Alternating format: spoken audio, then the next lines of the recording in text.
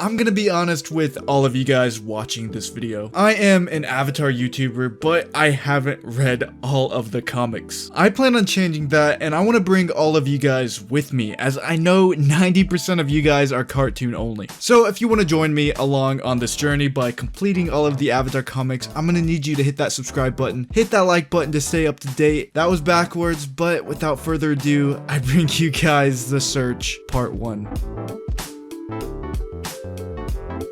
Now, this comic book starts off in a very ominous way. It's just a black comic book panel and it says, "I want to know everything." Everything? Everything. For you, my dear, I'll start from the beginning. Now, this next bit is a flashback that takes place far before the times of Avatar: The Last Airbender. There are two characters here who are boyfriend and girlfriend. They're practicing a play, but things end up getting a little bit serious very quickly. The guy ends up asking the girl to marry him. Now the girl thinks, oh, this must be part of the play. But the man takes off his mask and says, "I love you, and I'm gonna say it again without my mask. Ursa, will you marry me?" With this name drop, we're now getting context of who we're dealing with. Ursa, for everyone who doesn't know, Ursa is the mother of Zuko and Azula. Zuko's mother just accepted marriage from a guy who clearly isn't Ozai. Things are getting interesting, so hold on, it's a wild ride. Here we are on the very next page, and it goes to present time, and the whole squad is in a lecture. Nobody really cares what this guy is saying except for Zuko, because he said something that kind of hits close to home. The guy giving the lecture says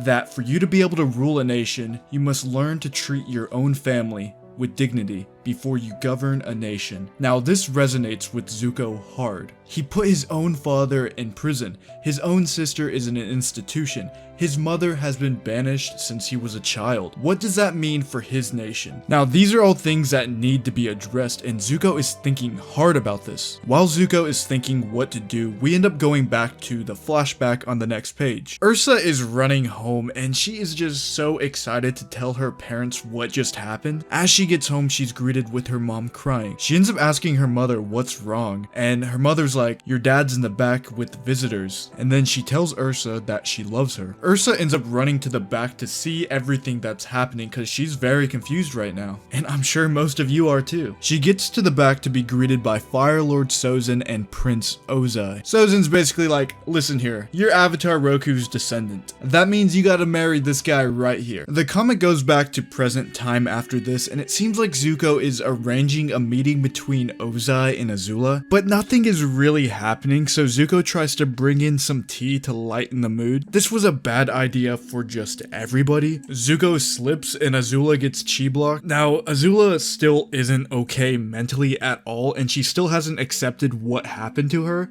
And she's over here questioning Ty Lee like, "Why don't you fear me anymore? How did she get to you?" Really just not even making sense, as no one knows who Azula is referring to here. Zuko ends up leaving Azula and Ozai to talk in private. He believes Azula is the best chance he has at finding his mother. On the next page, we finally get back to the flashback. Ursa is being taken back to the capital to marry Ozai, but Ikem stops the carriage and tells him they have no right to take Ursa away. They send out the guards to take care of him, but as the fight breaks loose, Ursa makes Ozai call them off. She gets out of the carriage and tells Ikem to go home, but Ikem says that they belong together, and that whatever they're offering you, it's just not enough. She tells Ikem that she's happy to accept Ozai's proposal, and as she's telling Ikem this next sentence, you can see the tears go down her face, and she tells Ikem to go home.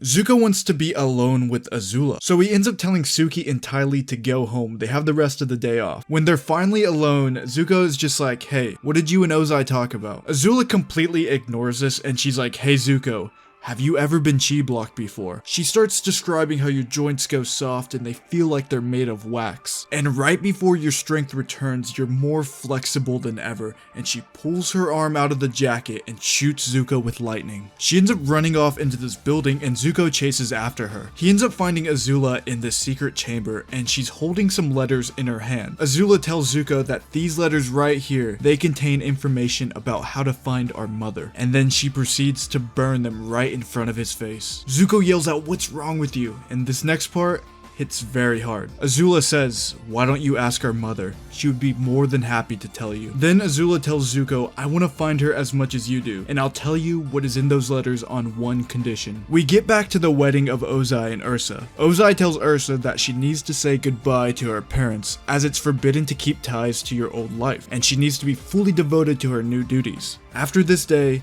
never mention Hyra, your family, or your old life ever again. You belong to the royal family and to me. I feel like this is something that he should have mentioned beforehand, before she just agreed to marry him. Zuko ends up calling the old crew back to the capital, and he tells them that he's gonna need their help if he's ever going to find his mother. Now they find out Azula's going, and they all think it's a bad idea, but at the end of the day, they're his friends, and if he needs them, they're gonna be there to help. Sokka ends up teasing Azula, and Azula is having none of that. They fly off, and Azula has a crazed look on her face and says, "Which one of you did she approach first?" No one knows what she's talking about, but she goes on anyway and says, "None of you have even met me yet. How did she convince you to help her ruin my life?" Zuko pulls his fist out and says that's enough. And now I don't know why this is so funny to me, but Azula looks at his fist and is like, "Put those bad boys away, we're just talking." First Azula, now Aang. The crazed look is back. However, Aang's crazed look is for a much different reason. Aang says that he feels the presence of a spirit, but in his face. While this is all happening, Azula just decides, "Hey guys, I'm out," and she jumps off Appa. Aang goes to catch her, but then she burns a hole in his glider. They crash and she runs off. As she's running, she stops by the water and she sees her mother's reflection. She just starts venting about all of her problems and shifting the blame directly onto her mother. "How did you contact everybody after you disappeared?" These are all things that she's telling her reflection. She then tells the reflection that she's going to find her and end her. Now she starts imagining her mother saying, "I love you, Azula.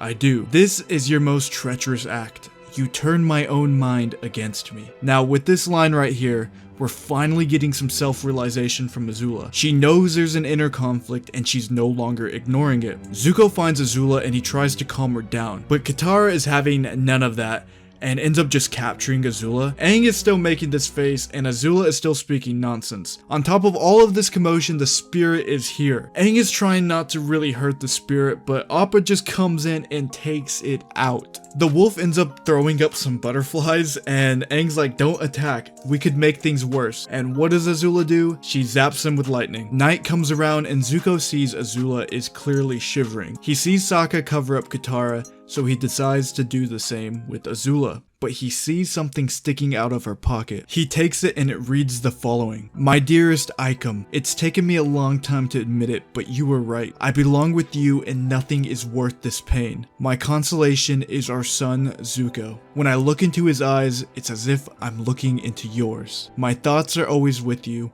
Love, Ursa." Now as Zuko's reading this, you can just see it in his face. He's like, "What? Ozai's not my father? What is going on here? There has to be more." And just like that, that is the end of book 1.